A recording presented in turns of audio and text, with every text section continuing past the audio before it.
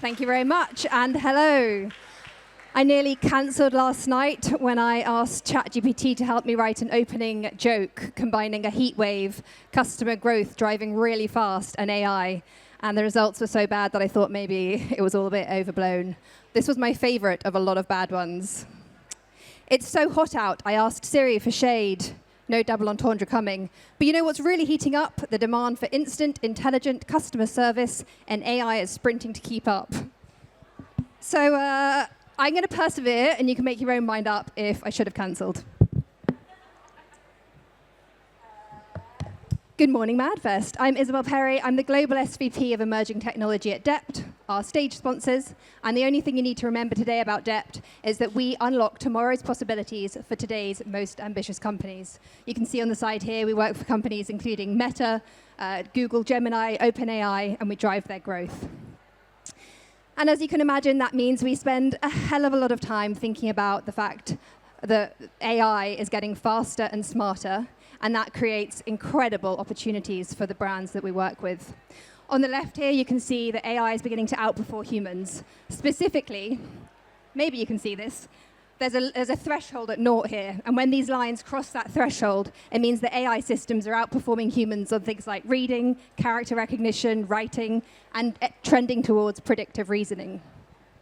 On the right, you can see that the length of time that AI can process something without human intervention or human tweaking is getting longer and longer. And that means that AI can work faster because it can keep going for longer without humans getting involved. So it's no surprise that businesses are committing to AI. You can see here that they're investing more, they're making it a top priority, and they're adopting it. But only 1% of businesses say that they feel like their AI work is mature. That is that's a huge difference between how they feel and what they're actually getting out of it. And at DEPT, we see 3 common trends that are holding businesses back from realizing the opportunity of AI.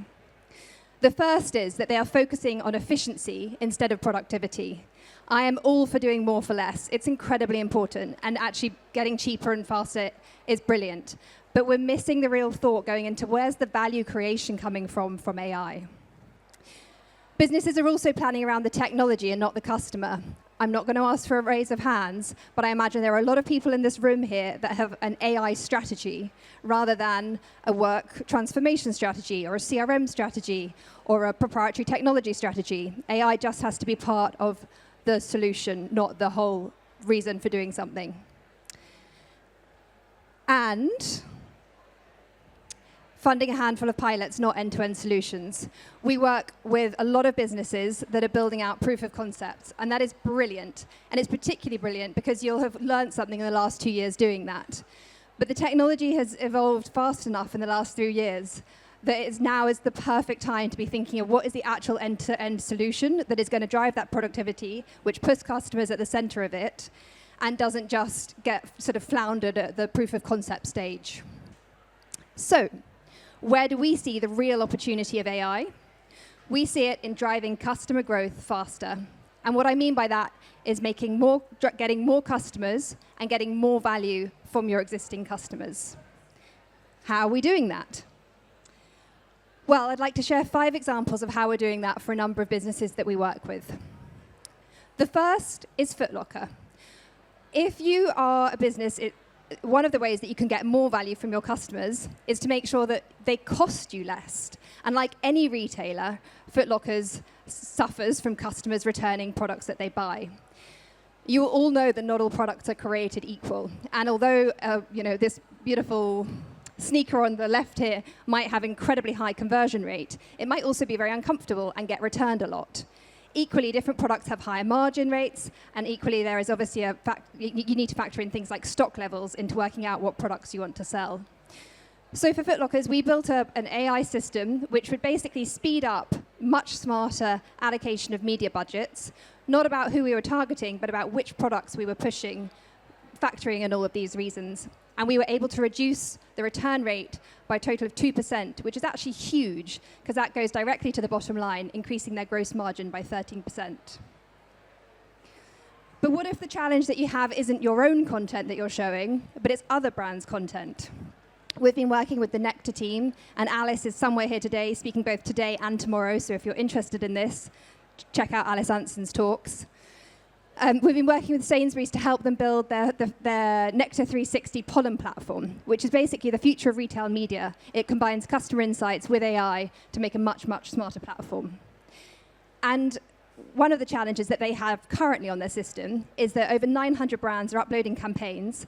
They have over 130 pages of brand compliance dictating what the images need to look like. And that can sometimes take, on average, up to 4 days to process whether or not those images meet their requirements. We've built a model that factors in, or codifies those 130 pages into 25 rules, and then we can generate a report in 10 seconds, which says, here's all the ways in which your assets do or don't meet your Nectar's brand requirements. So for example, we can check if you're showing alcohol or if you're showing an offer, are there T's and C's present? Do you always have a Nectar logo and a Sainsbury's logo? Is it on the right color backgrounds? If you're making a claim, do we link out to a claim to prove why you're allowed to make that claim? And many other examples like that. Slightly more crazy one. We've worked with a business out in the US that that was an EV charging company. And they wanted to provide entirely free charging stations which were paid for by ads. If you're going to do that, then you need to have incredibly premium ad inventory. And when we started working with them, they came to us with the challenge that what they wanted to be able to do was have these charging stations and build a computer vision model which could see what make of car was charging and then say, oh, hi, Tesla Model Y owner. This is how it actually compares to the latest BMW EV. Super, super targeted. When they came to us, only 10% of the charging stations worked. We got that up to 100% at 98% accuracy. But the really cool thing about this is that when they came to us, it took them 6 months to update that model.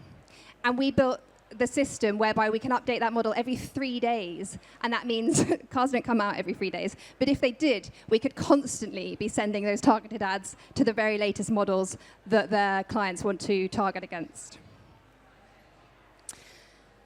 Moving on to more of the product side, if you're trying to be fast to catch the moment of customer intent, we've worked with Audley Travel, which is a sort of tour company which provides very, very bespoke packages of holidays. And they are very, very ambitious in providing a very premium customer service. And one of the things that they understand, and it benefits the customers as well as them, is that if you can provide a quote for a tour within a day instead of 5 days, the customer is much more likely to convert. So we've built the first stage of this, where we're building AI-driven itineraries out of the Japanese market, which has accelerated the speed at which we're able to create these itineraries by 82%. And we have a 93% relevancy score. So we're able to factor in things like, what are the niche client needs? Where have they already gone on holiday? Do they have how can we optimize the travel journeys? So these are very, very, very high-end itineraries that we're able to make and accelerate the time to conversion for Audley. Finally, and I don't want to dictate, and you probably are all highly aware of what's happening to sort of the changing nature of structure of information and navigation of information online.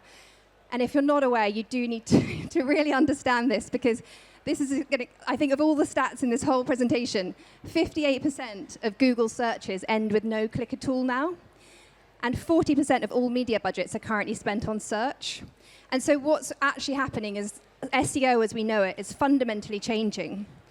At DEPT, we work on generative engine optimization, and this is really about how do you show up as a brand and get featured in those AI summaries, or also in AI chatbots, and I'll come on to that, and how do you play the system? There are 3 parts to this. The first is word of mouth marketing is back. If you want to get mentioned in a large language model overview, then you need to have trusted sources talking about your brand. That means you need to give them a reason to speak about you. The second is technical optimization.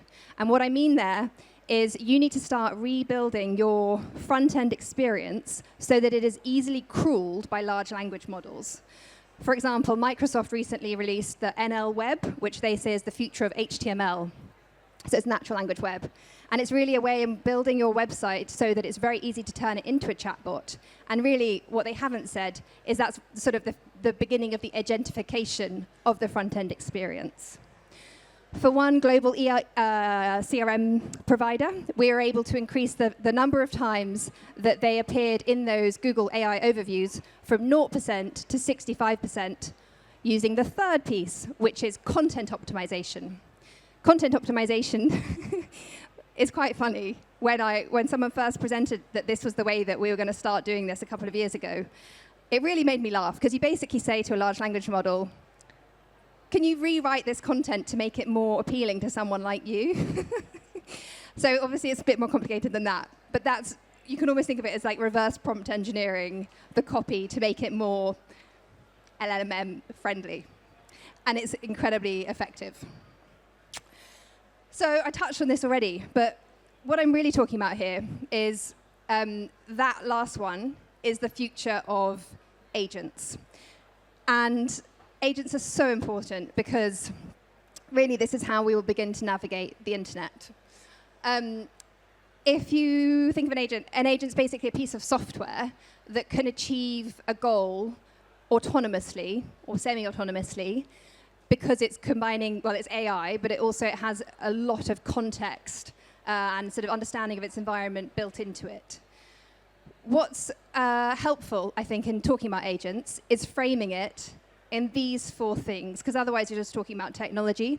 And I think of it in these categories. So the first two, which are available or doable right now, is how will agents be embedded in your workflow? How is it going to make your teams smarter, faster, more efficient, more productive? The second is customer experience. What is this going to mean to providing a better, higher-end experience for your customers? Very, very near is large language model ads. So, for example, Microsoft has recently released a beta, which is a sort of showroom built within Copilot, where you can pull your brand up to have conversations about your brand in Copilot. And finally, agentic experience. We're a little far away from that, but we've spent the last 20 years speaking about customer experience. I don't know if this name's going to stick, but what we're going to be working about in a few years is how do we create a world where our agentic experience is, optimized. So at DEPT, we are working on creating DEPT Orchestrate, which is an example of building an end-to-end workflow engine with agents built in at every different step of this process.